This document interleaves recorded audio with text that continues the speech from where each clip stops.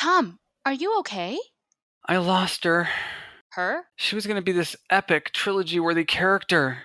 I was going to be the hottest writer in Hollywood. But I can't get past Act 1! You need some writers group therapy.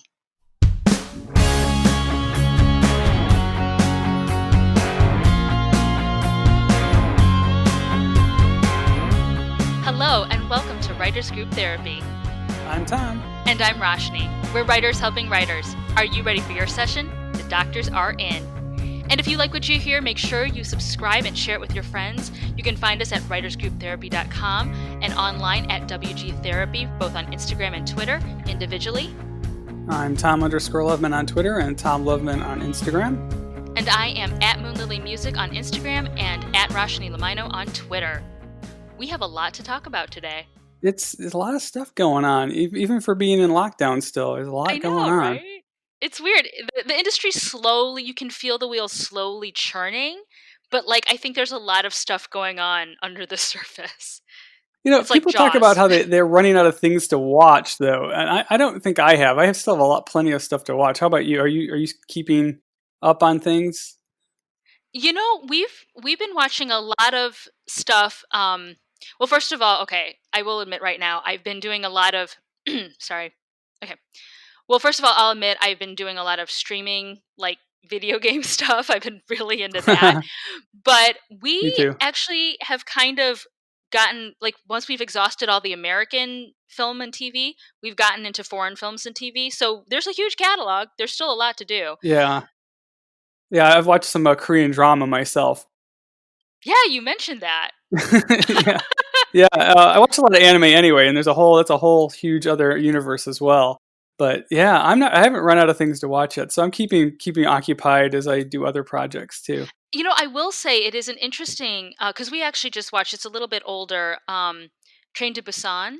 Great film, yeah. And I don't normally like horror, but that one I was like, oh my gosh, because there's the sequel is actually coming out this year, and so I was like, the concept sounded interesting, contained script, so let's watch it, and it's really cool to watch films and TV from other countries because everybody has a different, value system and how they approach things, and it's just even the style of how they film it is different. So it's if you want to be a well-rounded writer, I think you can't go wrong watching stuff outside of the US is basically what I'm saying. Yeah, I learned a lot watching Crash Landing on You is the Korean dramedy, I guess you would call it, that deals with South Korea, North Korea differences and stuff. So that was interesting. And it was weird too because they blend genres like crazy. It goes from comedy to drama to action to thriller to romance, all over the place. It's totally different from how we do things. And did it work? I loved it. I thought it was great. But it was, and their episodes were so long. Like each episode was like an hour to an hour and a half. It was like they were watching 16 movies or something. It was crazy. That's cool. I have to check that out. Yeah. Anyway, here in Hollywood, things have like you said, are slowly getting back to work here and there. The Writers Guild got together with the studios and made a new deal for they call it the MBA, the Minimum Basic Agreement. And they published all the details. You can look at the WGA.org's website. Mainly, they got a lot of stuff. They got increases in minimums. They got increases in residuals, increases in healthcare benefits. They got parental benefits for the health insurance paid by employers. Oh, that's good. Increases in streaming video on demand residuals too. Which is where it's going to go. Yeah, things like, they give examples of how much more you would get per half hour or hour episode on Netflix and Amazon and that kind of stuff. Yeah. Interesting. This is interesting for people like you and me. There's things called the new writer discounts were destroyed. They're gone. They used to have these new writer discounts where studios could hire new writers at 25% less than the MBA rates. And same for screenplays as well, for episodic or screenplays. And they got rid of them because the MBA felt that it kind of pushed everybody down. And a lot of times they would stick the underrepresented groups were disproportionately tossed into that new writer discount. Mm-hmm.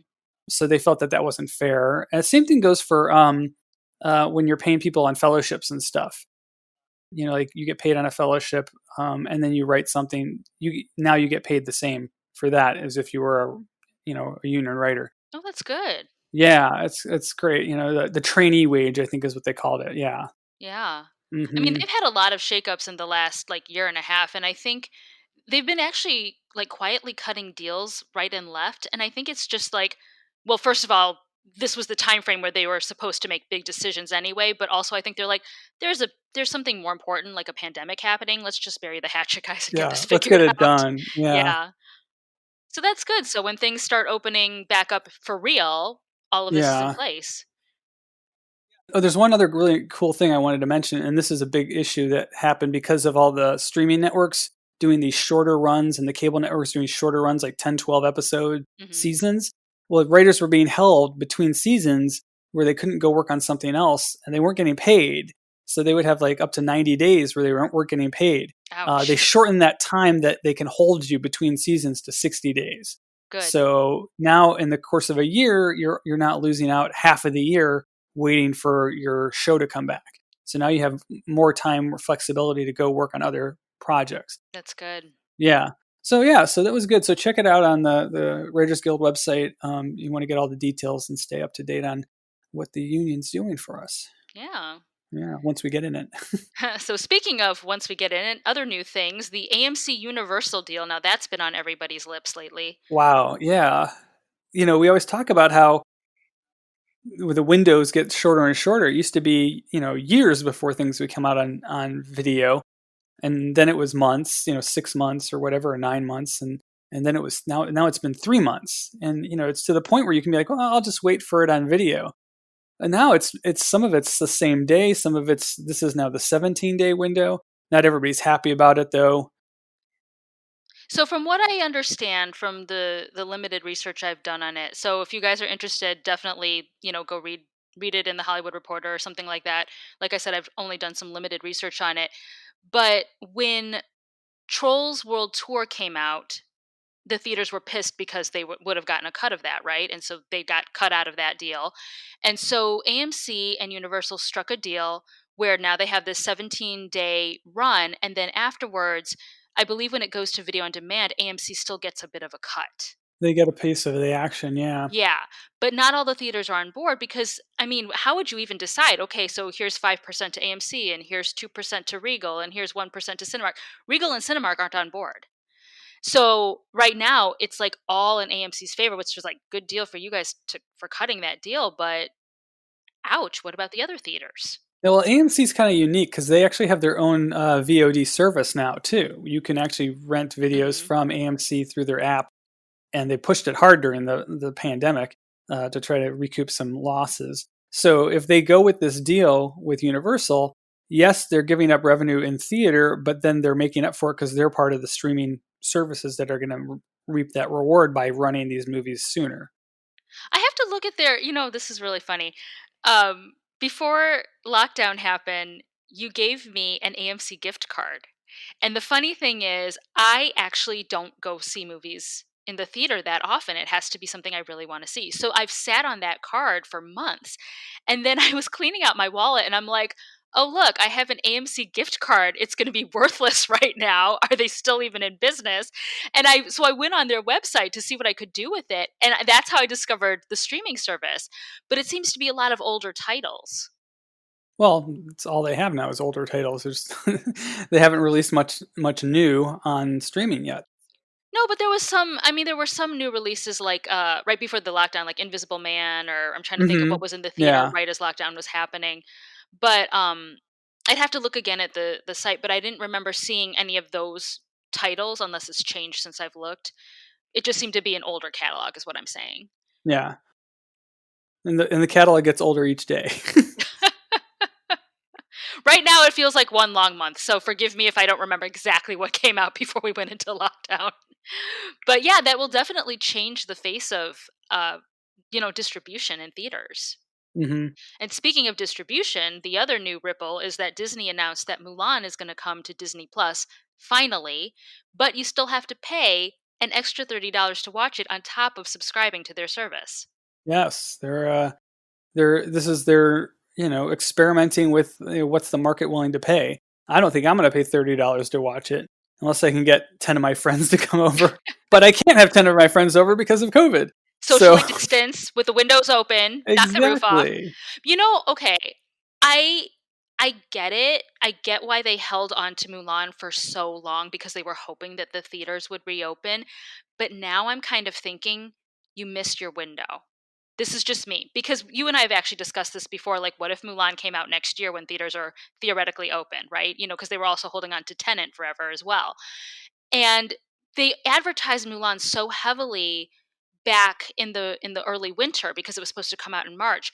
And now who's watching the advertising, who's paying attention?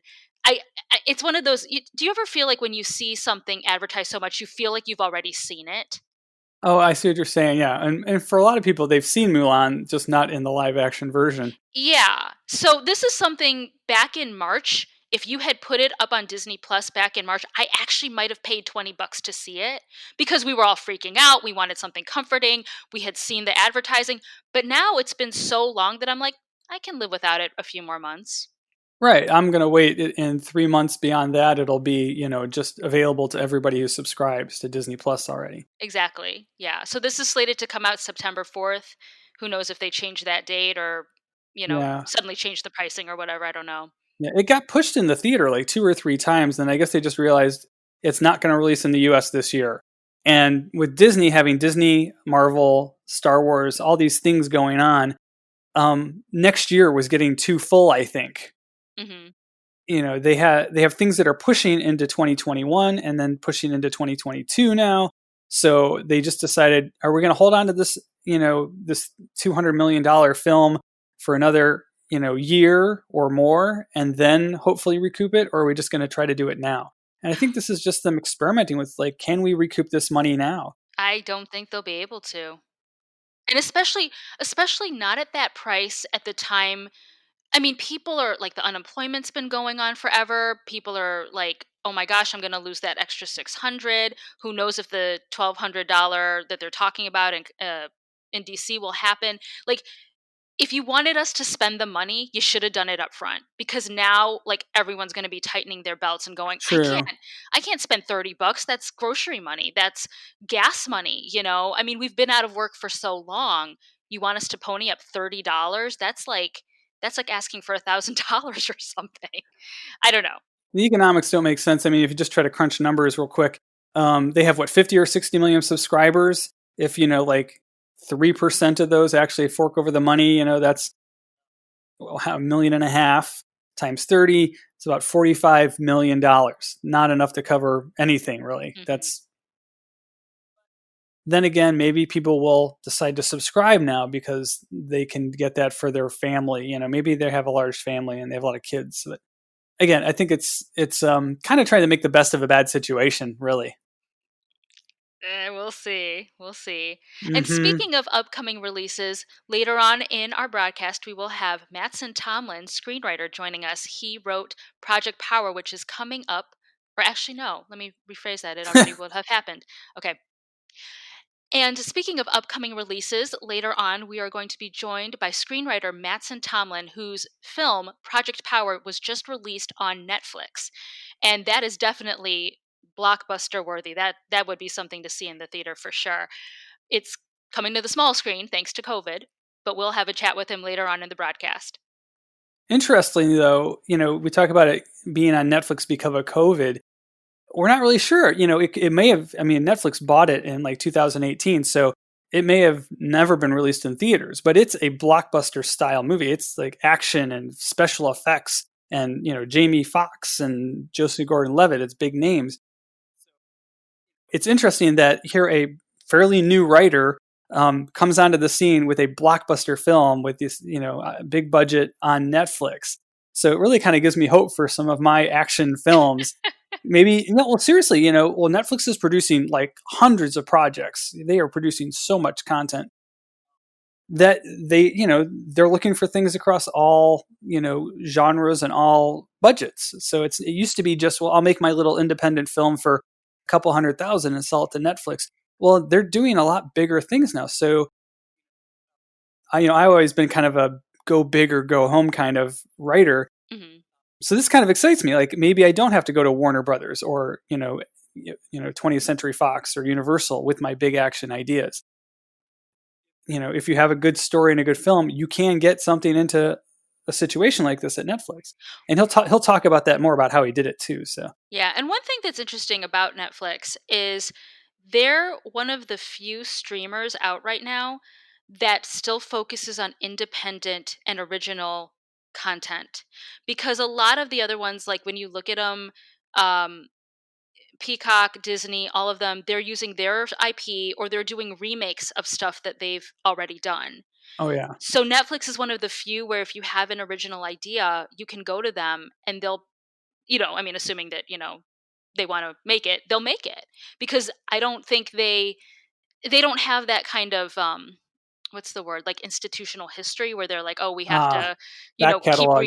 keep redoing." Yeah, that's the word. Keep redoing the same, projects, and they are very edgy in that respect. They're really emerging as like the independent original content streaming service compared to everything out there, I think. Mm-hmm. It's exactly what Apple Plus is trying to do. All their content is original for the most part, except for a couple films that they purchased. Yeah, some of these streamers are all original, whereas the new Peacock, which is NBC Universal, and HBO Max is Warner Brothers. They're huge back catalogs. Yeah. But Netflix and Apple have to really crank out their own stuff. Okay, can I just complain about Apple real quick? I Do you have the service? Have you tried it? do because I have an Apple TV, so I got the service free for the year. Same with us. Okay, do you run into this issue? This drives us bonkers. You'll see something and you're like, "Oh, I want to watch it through Apple." And then it's like, "Oh, you have to have purchased this through a different provider." Yeah, their system is set up very oddly, and it's a lot like Amazon has been for a long time. Amazon's not as bad now, but Amazon Prime versus just things Amazon is selling. Mhm. Yeah, they mix it up. So you're like, oh, look, that movie's not here. Oh, wait, that I have to pay extra for. Yeah, I hate that. That bothers me a And then lot. we just end up going to Netflix or something anyway because we're like, it's an extra step that they shouldn't have. Yeah, Apple TV's problem is distinguishing between Apple TV, the platform, and Apple TV Plus, the service. So that's the thing. It's like you have to kind of pay attention to what you're looking at. But on Apple TV Plus, all their content is Apple's and it's included. But they Mhm. also, because of the old iTunes store, sell content. So yeah, it gets very complex. Plus, So they're that's always what's happening. plus Okay. they market the other channels. You can subscribe to Epix and Showtime and HBO and all those other things and stars through Apple TV, and Apple gets a cut of those subscriptions. So that's why they do that. It's unlike Netflix, which is just here you are, have everything. Yeah. They're actually have these other partnerships and revenue streams that they're working on. And Apple TV obviously still doesn't have a huge catalog of its own content yet.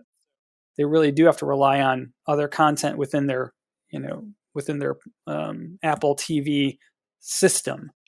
Ease of use. They've lost us on so many things because it's just not intuitive, which is weird because it's Apple. It should be intuitive. St- R.I.P. Steve Jobs. Yes. But also now on Amazon. Yeah, Reclamation, our sci-fi film, and Synesthesia, our kind of horror, paranormal thriller, our short films are both on Amazon Prime Video now. So for free, you can go stream them if you have Amazon Prime. Reclamation and Synesthesia. So please go check those out. Yeah, you get to see Roshni in action. Yay! Literally in action. I'm hitting Yeah, people. you get the Like fight scenes. self-defense, guys, not. Yeah, we're excited. We're finally able to share those with everybody who has Amazon Prime. So, what things have you been working on, Roshni? Well, I just finished my first fantasy novel. I'm very excited. Yay! You're actually one of the beta readers, I so am. I'm really enjoying it. It's got a lot of potential. It's huge. Of course, being a writer filmmaker myself, I see visually like this would be awesome on the big screen. But as a book, it's great. well, thank you. I appreciate that. It's funny. I read somewhere, so I'm looking into going the self-publishing route. So we can discuss my self-publishing journey as I go because there's a lot to unpack. I mean, it is a beast of like, oh my word. I'm like, maybe it's easier just to query agents with this thing instead of trying to self-publish. But they did say one of the things I read was you shouldn't give it to beta readers until it's pretty much finished.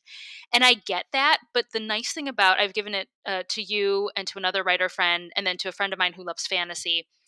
And the nice thing about having you guys read the first draft is you're catching things that I never even thought of.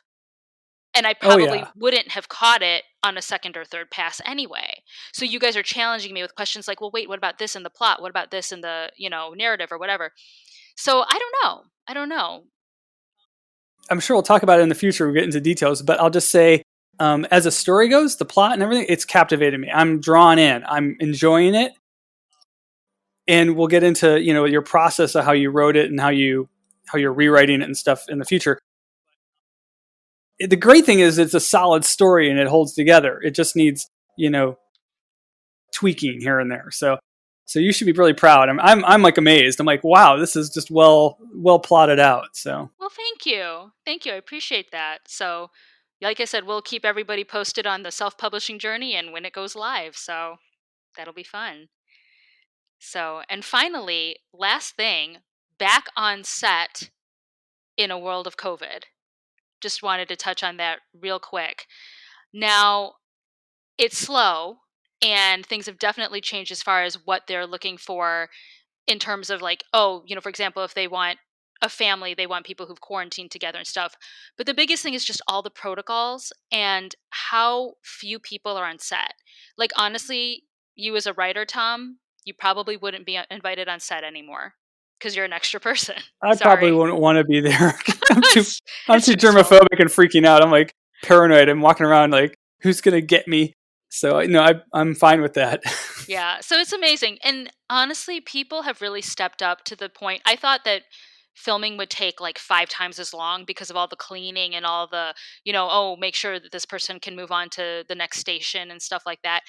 But people have it down to a science. And I'm really impressed at the sets that I've gone on how fast people move and how efficiently it runs, even with all the extra stuff of cleaning and making sure everyone's masked up and all that. So yeah, I That's would be cool. curious though, because I know a lot of showrunners are also writers, and in film, the writers don't go to set because you've sold the project, you're done, you move on. But in TV, the writers are usually present. So it would be interesting to see on a TV set as far as how that's running with the writers being on set. Or are they I would just want I would want one of these virtual presence things. Have you seen these? It's like a Segway with a pole on it and an iPad at the top. And so you get the person's face and they can move around the little robot around. oh my So they're gosh. kind of like it's there, but they're just like a face on a pole. Like that would be a script in itself, I think. Yeah. Have you never seen one of those? I've seen a Segway and I've seen a monitor on a stand, but I have not seen them put together. Yeah, it's basically like an iPad attached to the top of a remote controlled Segway kind of thing. That is Yeah. hilarious. So you could have people kind of pop in and check out things without actually having to be there. Oh my gosh. And now for the highlight of our episode. Coming up next, we have our interview with Mattson Tomlin.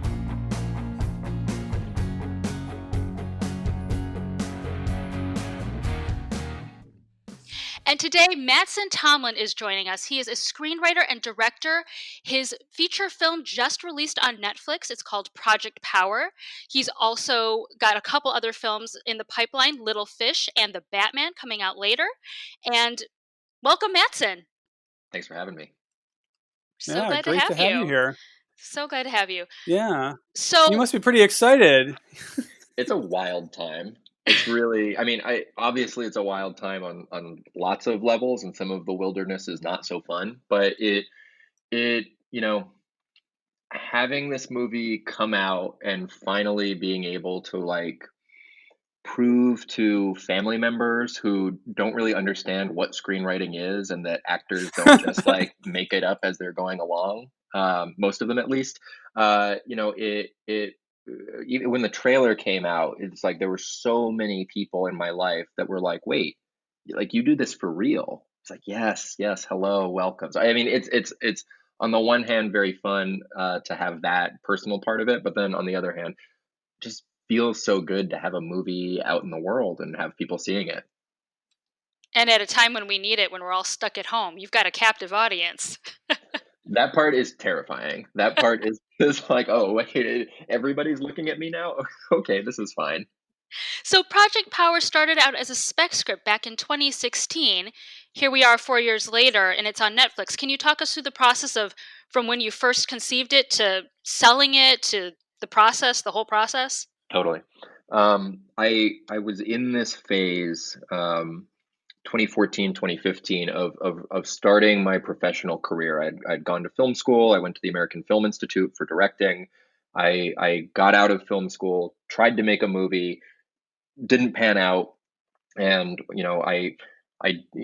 despite what the internet thinks, my mother is not Lily Tomlin, and I feel like I have to finally say that somewhere publicly. We'll put So that in the show notes. yeah, I didn't have Lily Tomlin to get any favors for me. So I was really at this point where I was, super, super in debt from school, no more favors, no celebrity friends or anything like that. And I had a choice of, do I try to keep going or do I fly back home to the East Coast with my tail tucked between my legs? And the one thing that I could do was write. And at AFI, they had this phrase, write your way to the table. And I found that to be so compelling and true. And so I started writing and I started this regimen of doing 10 scripts a year. And my deal with myself was these 10 scripts, they don't have to be good. They just have to be finished. I gave myself permission to be bad, which I think every writer should do. And of those first 10, eight of them were not great, but two of them were fine. And that kind of led to me eventually getting repped and then getting my first couple of assignments, which are things that didn't get made and nobody's ever heard of. And then winding up on the annual blacklist in 2015, which really helped move things along. But I found myself in 2016, feeling pretty frustrated because I had this initial pop with the blacklist and all of these good indicators that things were going well, but no movies were getting made, and I wasn't leveling up at the speed that I wanted to. I mean, who does? But I felt like I was doing something wrong, and ultimately what I diagnosed is that I was writing scripts. I wasn't writing movies. And that sounds like it's the same thing, but it's not. I think that a script can be it can be any number of things. I think the best example of a script is the second time that I was on the blacklist was with this script called A Deconstruction of Reality that was all about a writer writing a seventh Jason Bourne movie and trying to figure out like how do we reinvent this character and make him relevant and soulful and have all the things that we love from the first three movies. Like it was this meditation on franchise, and it got me a lot of attention. It got on the blacklist. It did all of this stuff, but that's not a movie that's going to get made. If it is, it's crazy that gets made, and that's a 0.001% that it gets made. And so that's what I mean when I say I was writing scripts, not movies. I really needed to start thinking about, well, what actually gets made? What is the marketplace doing? And obviously, people are really into superheroes and superpowers, all of that stuff. Like I love that stuff. I learned how to read off of comic books. So that I had a primal connection to that genre anyway. My interests were there, but I also knew DC is not going to hire me. They've never heard of me. Marvel's not going to hire me. They've never heard of me. I'm not going to go find an independent comic and, try to adapt it. Like I need to build this up on my own. And so knowing that the target was, this kind of genre, I thought, well, what's missing? And what I quickly landed on is I'm somebody who really likes to take multiple genres and Rubik's cube them together and genre bend them in ways that are kind of unexpected. And all of my scripts do this in one way or another. And my initial way in with Project Power was, oh, I want to see 8 Mile, but with superpowers. That was the whole thing. It was, I wanted there to be this musical aspect to it. I knew, I love rap, I love hip hop. And so there was this whole thing of, okay, what if 8 Mile had superpowers? What would that look like? What would that feel like? Can it have that grittiness and that realisticness? And also those characters where you really feel for them and feel like they're on this journey of trying to make it, whatever that is. And that was honestly the way in.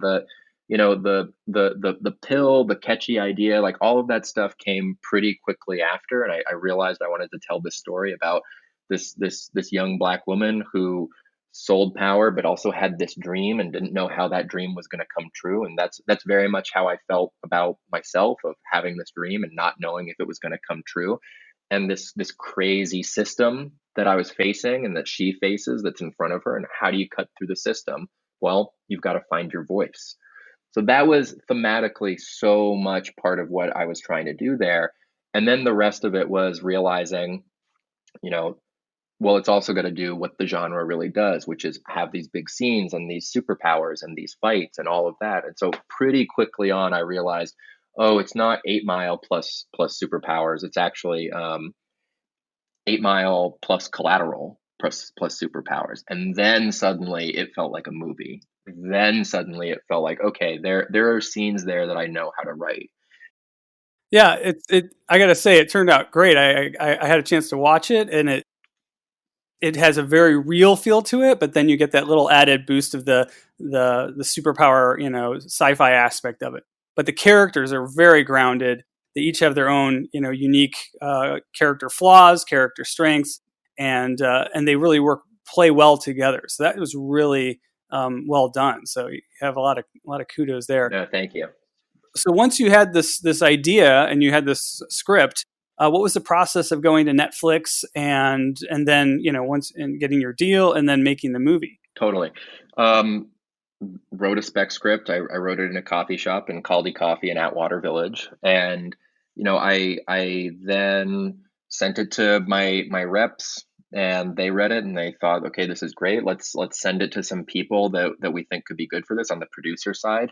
I met with a handful of folks, and Brian Uncless and Eric Newman were among them, and they seem to really get it. They seem to not only really love the story and understand what it is that I was trying to do, but they had a real plan for, okay, this is how we go and get this movie done. They were in the process of really getting movies made, and I wanted to see this movie actually get made and not just turn into a piece of development. So the process was on the timeline of movies, especially for a movie of this size, an original film, the process was lightning fast, where 2017, by July of 2017, Brian and Eric are on, and we've also gone and met with some directors. We meet Henry and Rel. I totally fall in love with those guys. They're on.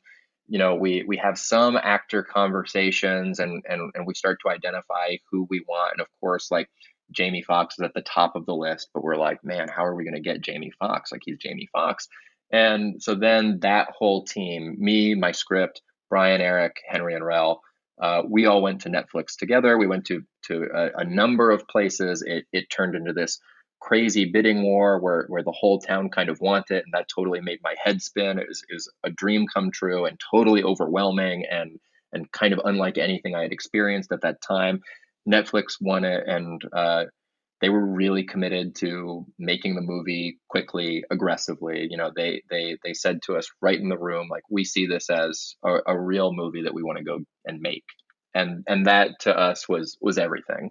And they put their money where their mouth was, because 10 months later we were shooting.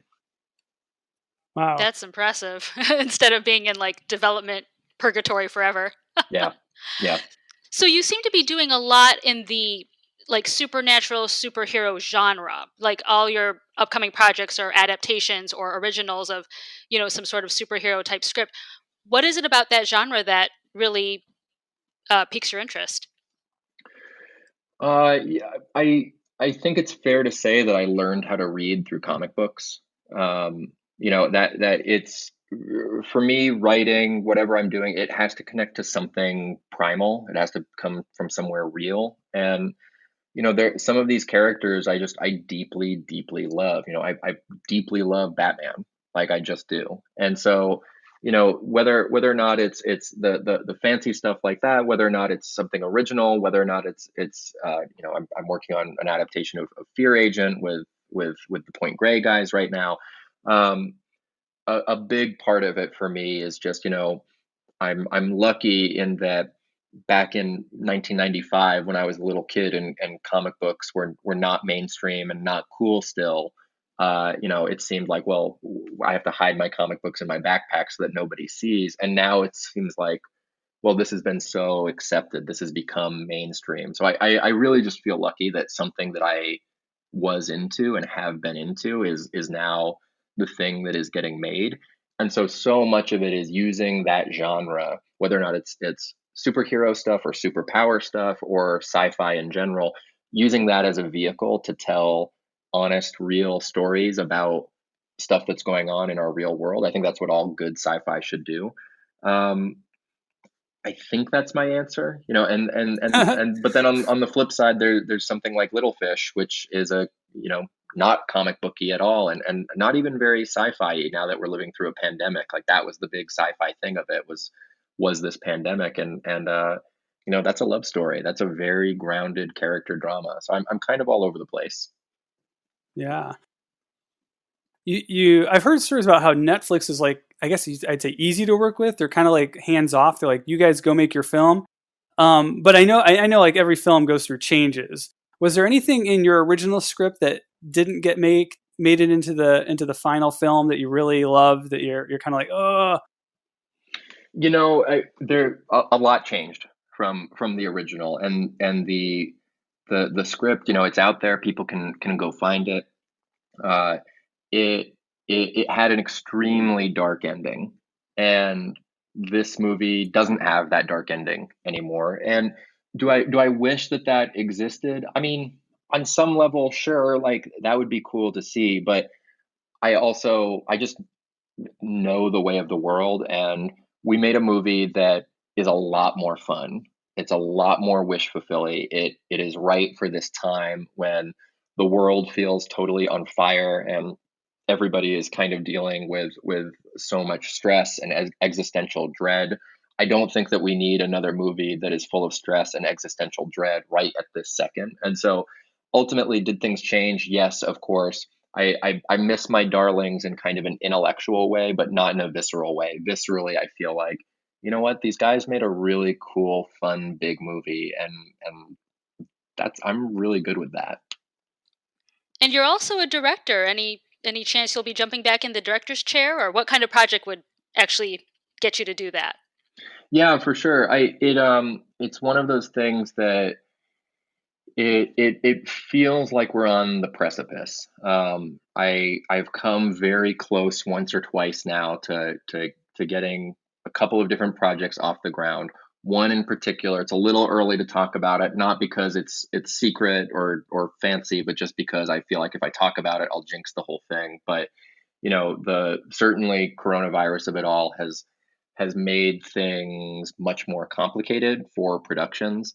Um, Just a so little it's bit. yeah, so it's one of those wait and see kind of things. But I say this to people when they compliment my writing is that the only reason that I'm a good writer is because I'm directing on the page. That's all it is. And for me, writing should evoke emotion and it should evoke images, and you can use all the same tricks that you know a director has at their disposal. And you should be backing the director up by saying, this is how I see the scene, not just here's what people say, but this is where the camera is, this is how we're feeling, this is how quickly we're moving, this is how quickly we're cutting. I use all of that in the scripts, and I don't worry about quote unquote over directing on the page, because the director is going to do whatever the hell they want to do anyway. If they don't like my idea, totally cool, but at the same time I think it's the writer's job to really have a vision and have a point of view. So I mean, that's a long way of saying,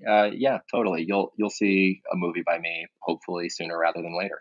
That is awesome. And that's actually great cool. advice for upcoming writers. So Mattson, if people want to find you, how can they find you?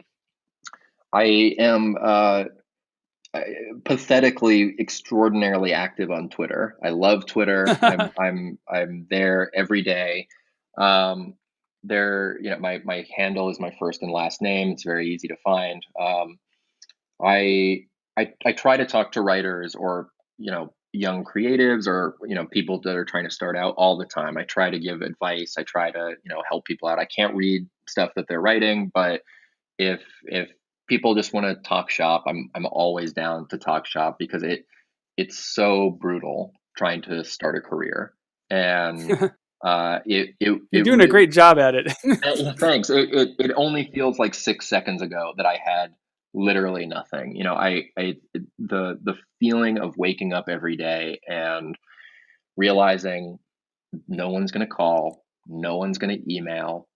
My mom's gonna call, but like other than that, like no one is gonna call asking about what I'm working on or wanting to read anything. It's just me and my computer, and I have to write and hope that someday it works out.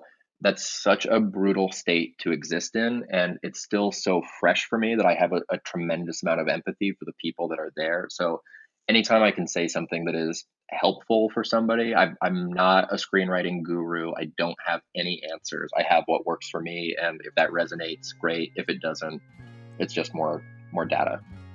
That is Cool. terrific. Thank you so Awesome. much. Thank you. So definitely check out his new film, Project Power, now on Netflix. Best of luck to you, Mattson. Thank you so much for coming on the show. Thanks for having me. This is fun. We hope you enjoyed this session of Writers Group Therapy, and if you did, please leave us a review on iTunes or whichever platform you're listening on, and visit writersgrouptherapy.com to catch up on all our other great interviews. Thanks.